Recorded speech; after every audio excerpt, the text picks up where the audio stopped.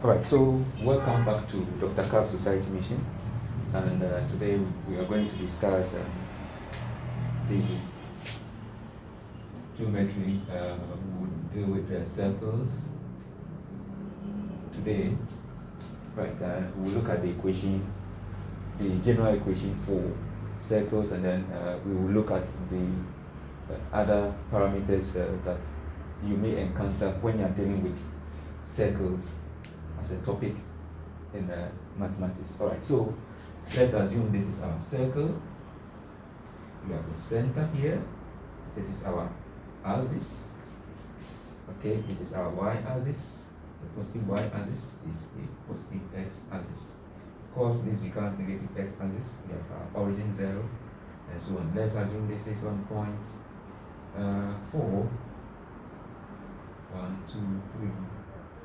Based on point 5, 1, 2, 3, 4, 5. So 1, 2, 3, 4, 5.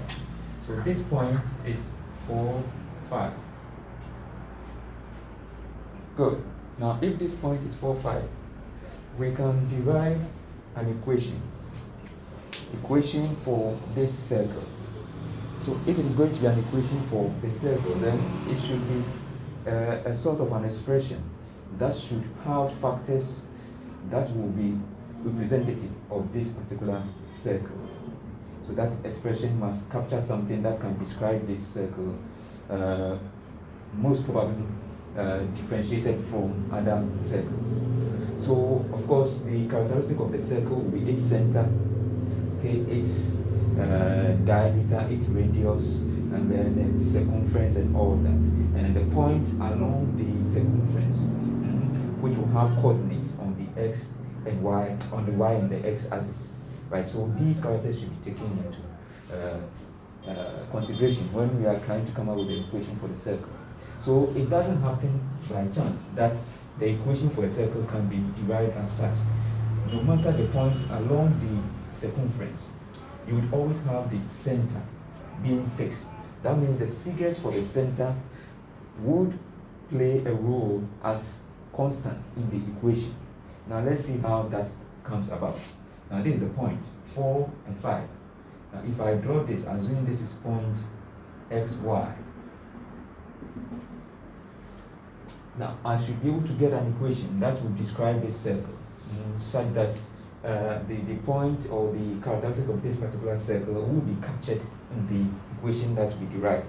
So from this sense, if this happens to be any xy, for these xy values can go any xy value, but of course it will have a fixed number of values.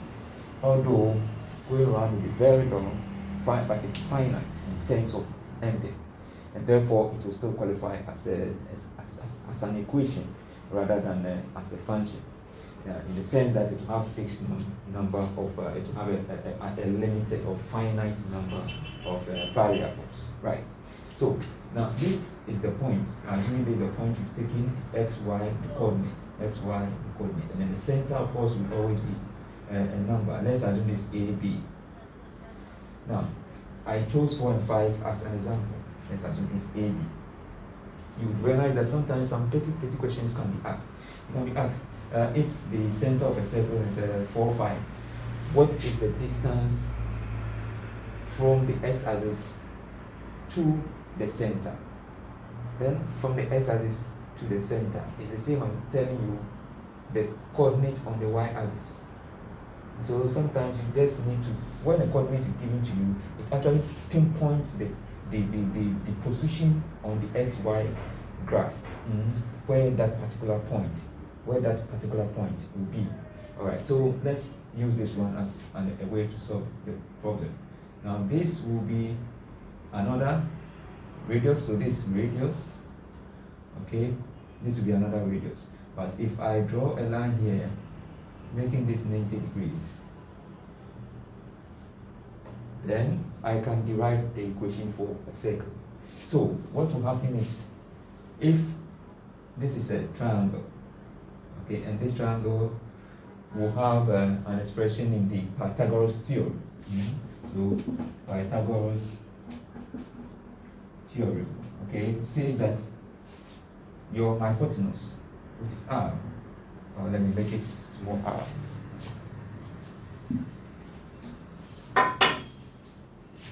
R squared is equal to, we have already said that change in, so this will be change in x, and this will be change in y.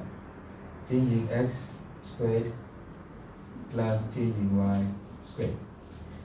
Rewriting that will mean, for the x, it will be x2 minus x1. Let me put it in our template. Plus y2 minus we have what y1 squared is equal to r squared. Now it happens that the point, the fixed point here, let's assume this is our x2, this will be x1, y1. Then this x1 becomes a constant, which is a, the center, squared. y2, this becomes a constant b squared is equal to r squared. Now if it is x here, y here, why not just drop it and make it xy? Because this is the xy point we are dealing with. We gave this one as xy, so it becomes x minus a squared plus y minus b squared is equal to r squared. Now this is the equation for the circle. So that if you have the equation for the circle and it is expressed in this form, you can straight away tell that this point and that point will be the center, the coordinate for the center of the circle. And then this will represent the length of this. That's the radius. That will be the radius of the circle. So this equation gives you any coordinate, the coordinates along the circumference of the circle. And then this gives you the center. Of course, this will give you the radius. So this is a good picture, an equation that gives the exact characteristic of this particular circle. So it becomes equation for the circle. This is the equation for the circle. We can expand this to get so many other equations. So for instance, we can extend this, and we get an s squared, of course it will be y squared, and so we have the other factors, let's say a or b, other expressions will follow. Of course we can do all that, but for the sake of the time, if you want to do the expansion, you can try it. Finally, if you do the expansion, it should come out as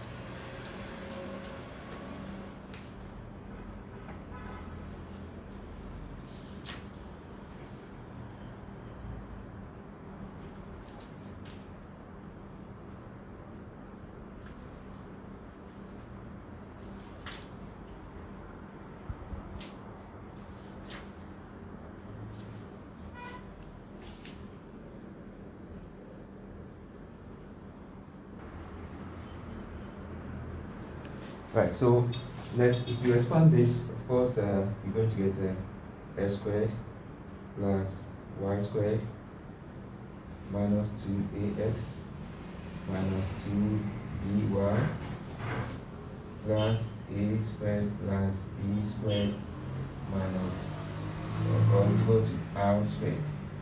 Okay.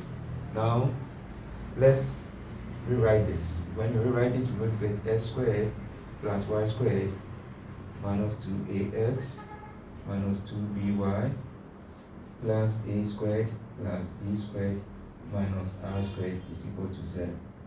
This is the equation. Now this is the general equation form. That's the general equation form. So the general equation form, let me rewrite it here so that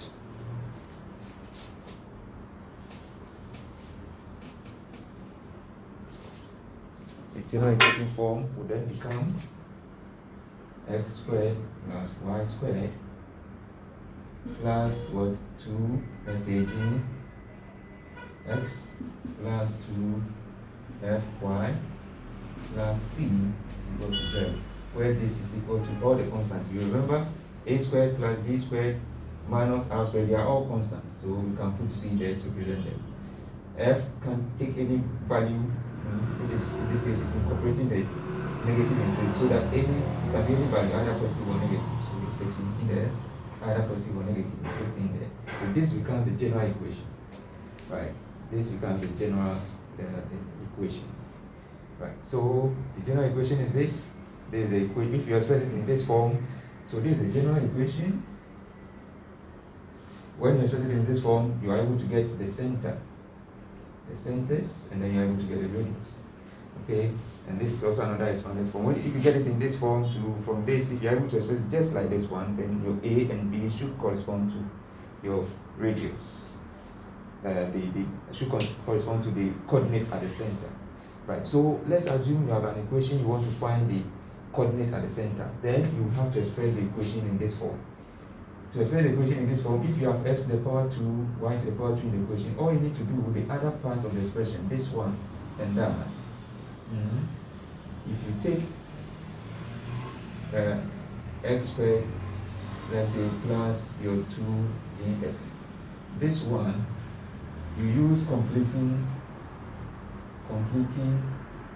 the squares. You use the method of completing the squares, so that you can get rid of this square sign, so that I have s plus something here, and then you can, once you get it in this form, you see that it comes to this form, then you can see the constant you have here is the coordinate for the center for x. So you do the same thing for y squared plus 2fy. So by using completing the squares, you find it and then get the expression s plus something here all squared, so that this will also be the center number for y. So that is, so when you want to find the center, you use this equation. The general equation is this. If you want to find the center, you use this equation. You express the equation that is given to you in this form by completing the squares for x and completing the squares for y. And then if there are other variables, you use this one. Now you would realize that for a circle where the origin is where the center is on the origin, that's 0, 0. What happens to the equation if you put 0 there? So this 0 is going to become 0. If you put 0 for A, 0. Here for 0, this is going to be 0. This whole thing is going to be 0. So you're going to have an equation like this: x squared plus y squared is equal to r squared, right? Okay, so that's what you're going to have. All these ones are going to drop to 0, 0, and then you have this expression. So an expression like this will tell you that circle has its center at the origin. All right, so that solved the problem. So let me just briefly go over what we did, so that I'm able to clear all doubts about circle equation. It's not so complex. If you follow the rules, you should be able to get the pattern of everything. So all that we are saying, just briefly, I'm going over again.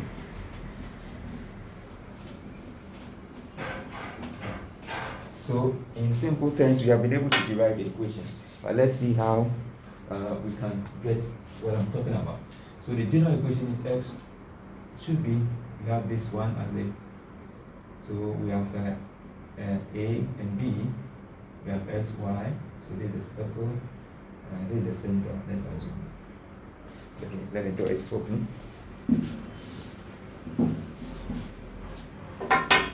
So this is our circle, this is the center, A, B, this is the coordinate, x, y, and then we have that, this 90 degrees.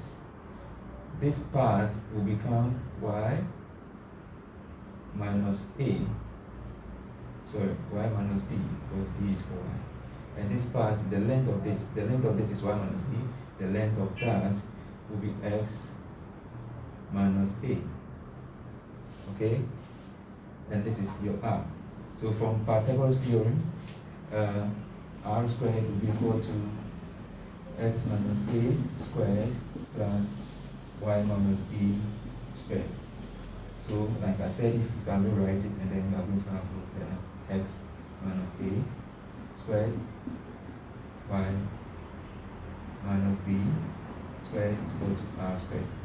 And this is the general equation. If you have this if you have the expression expressed like this, then this is the center, this is the center, the coordinate for the center, AB, and the center. This is the radius. So this is one equation you should remember. The second equation is when this is expanded, we're going to get x squared plus y squared minus 2ax minus 2 by, okay, plus a squared plus b squared is equal to r squared. Okay, so this is another expression. This can be written in the general form as x squared plus y squared plus 2gx plus 2fy plus everything here. This is cosine, it becomes minus. Everything here becomes constant, is equal to r squared. Or you can just bring this one here and see that is part of the constant, it becomes equal to 0. Because this is constant, this is constant, this is constant. If this comes here, it's going to be a squared plus b squared minus r squared. All this will be equal to a constant c. Right, so this becomes the second equation general form. That is what we have here. So we have this as the first equation, this as the second, and this as the third. So these equations are the ones that you can use. If you examine the equation very well, for this, it is an equation, not a function, because we have finite numbers for the x values.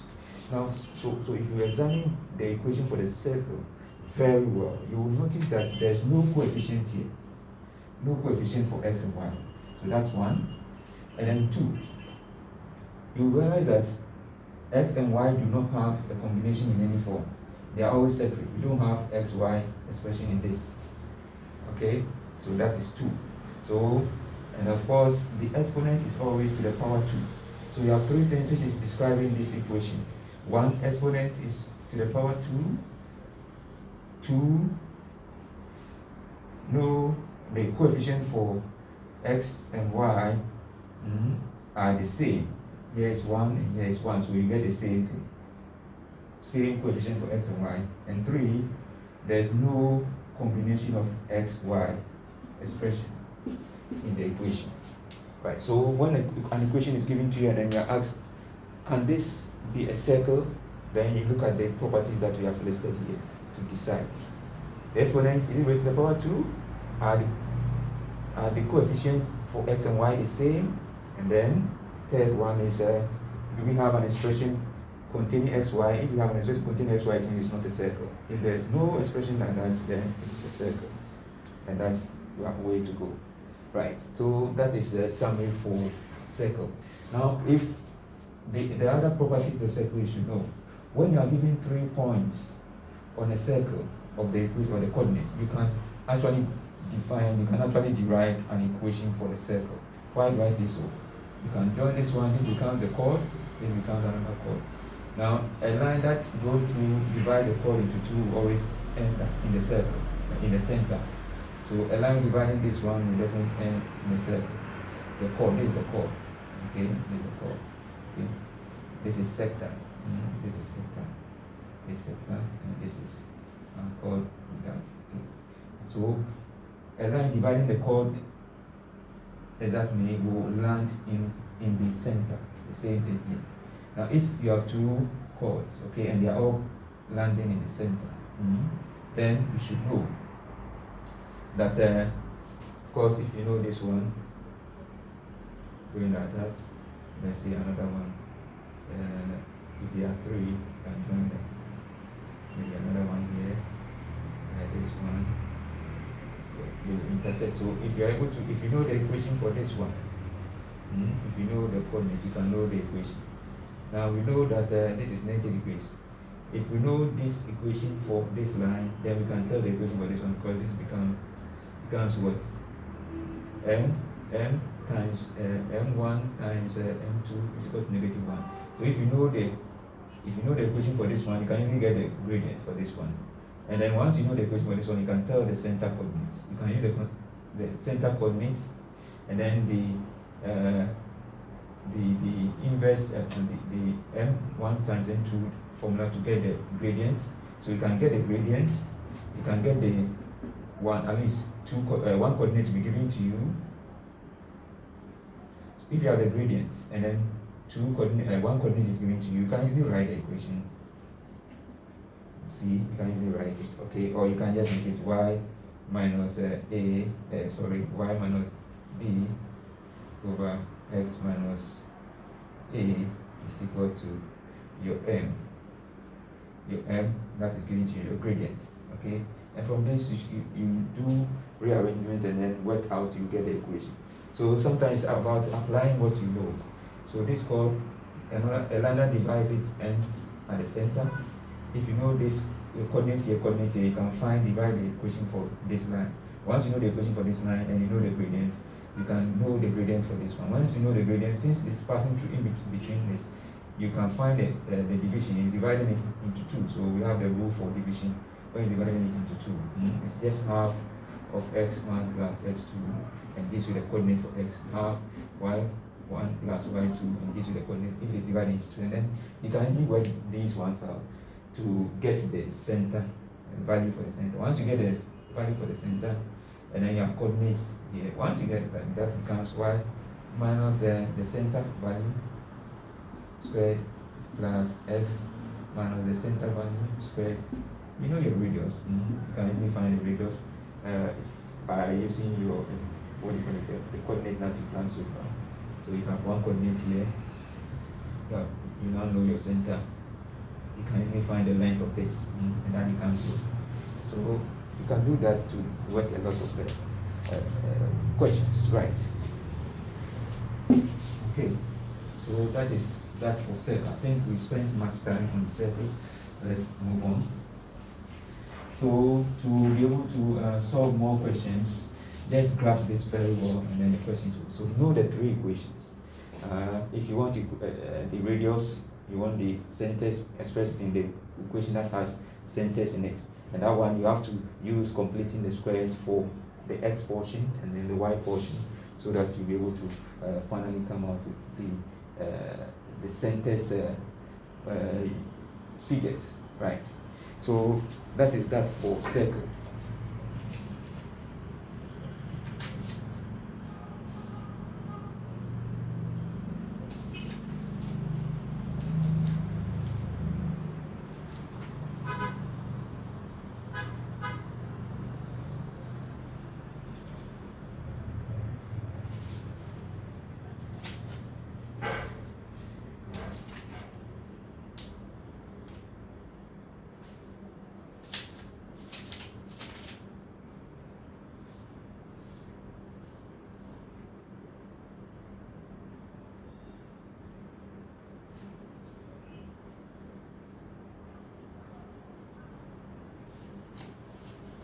So let's assume this is the coordinate last part for the circle. So move on.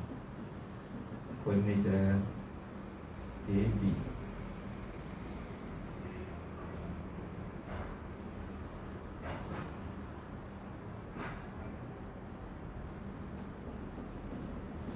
Now sometimes you can easily find the distance from here to that coordinate. Okay, this is A, this is B. Now once this is A, it tells you that's the distance. This distance is A, and this distance B is the coordinate on Y. Okay, so sometimes if you want to find the equation, let's assume we have this one as our answer. We want to find the equation. How do you get or to talk about the equation? Let's see how we can go about that.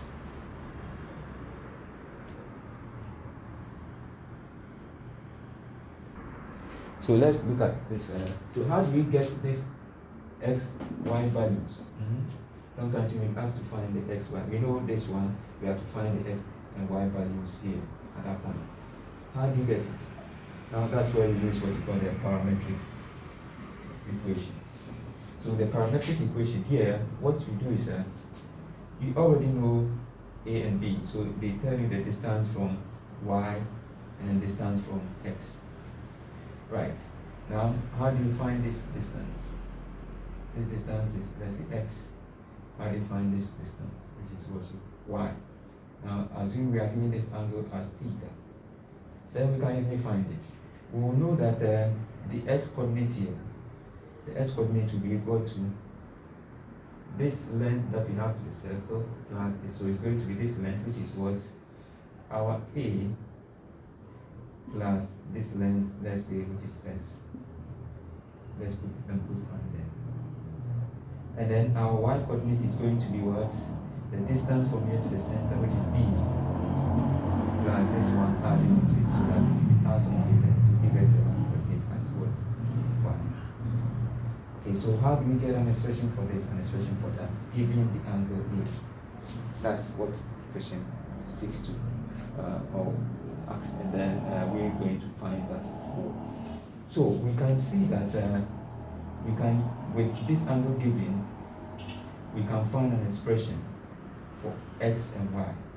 Now x prime, let's see, the relationship between this theta and x is cos, adjacent and hypotenuse. The radius is given, right? So we're going to say that cos theta is equal to adjacent, which is x prime, over the hypotenuse, which is h, because cos is k, cosine is k, that is adjacent over hypotenuse.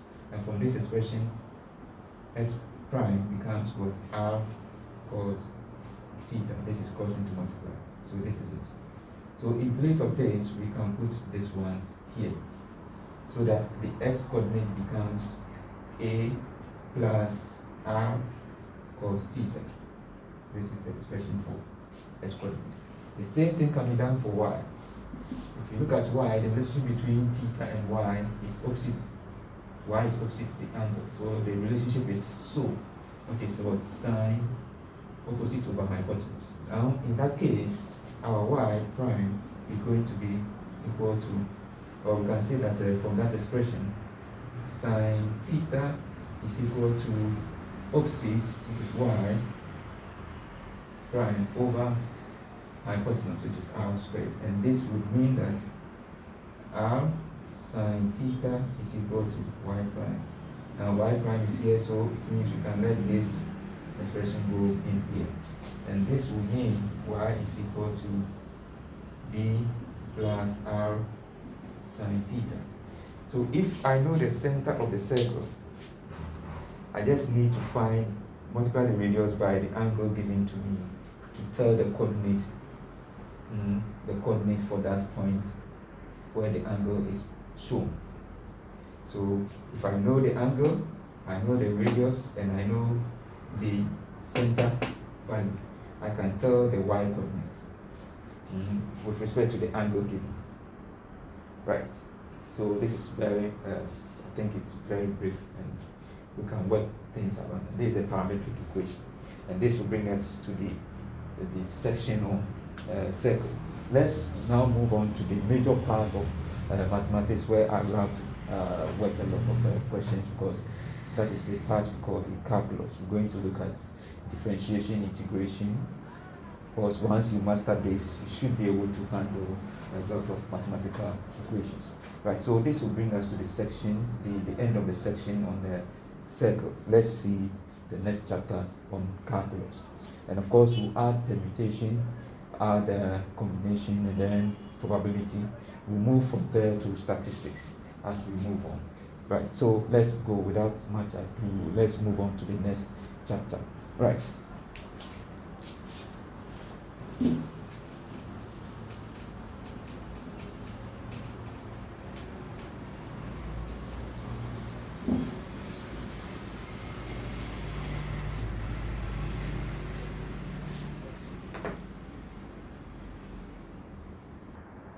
Okay, so we come to calculus.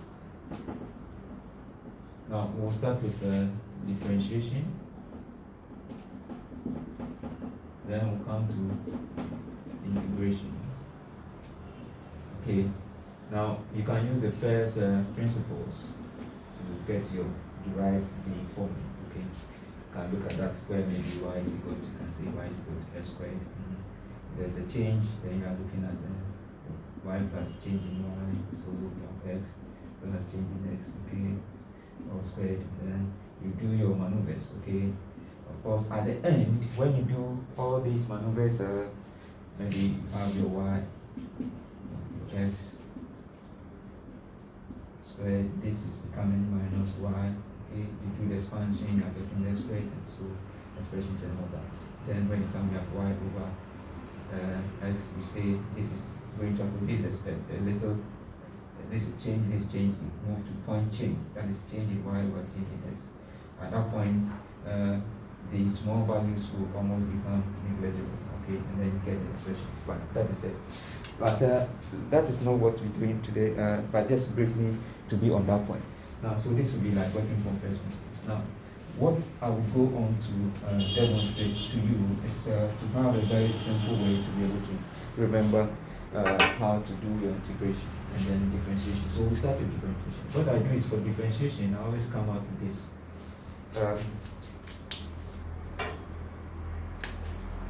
Your differentiation.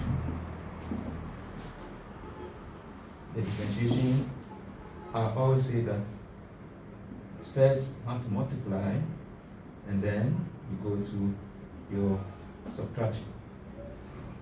In integration, you first have to add and then you move to division. Of course, you add what you call your constant. This can be a basic guide.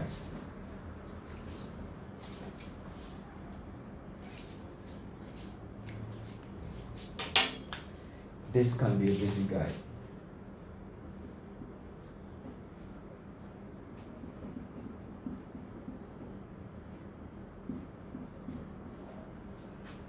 Right, so that for differentiation, you first multiply and then you subtract.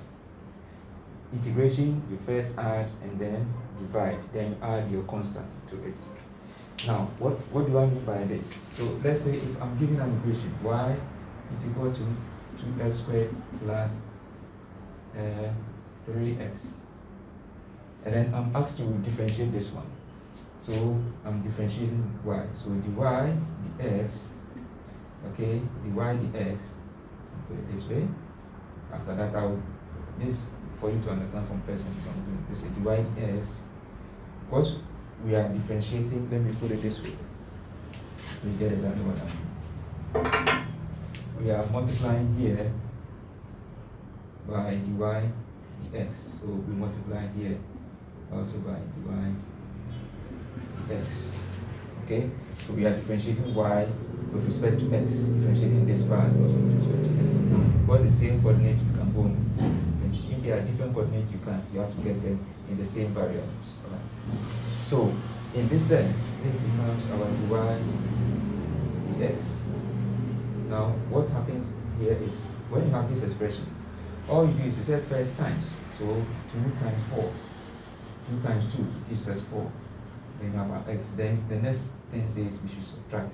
So our coordinate was 2, we have to subtract 1 from it. Okay, and that gives us the answer. Then move on to the next one. Here is 1. 1 times 3 is 3.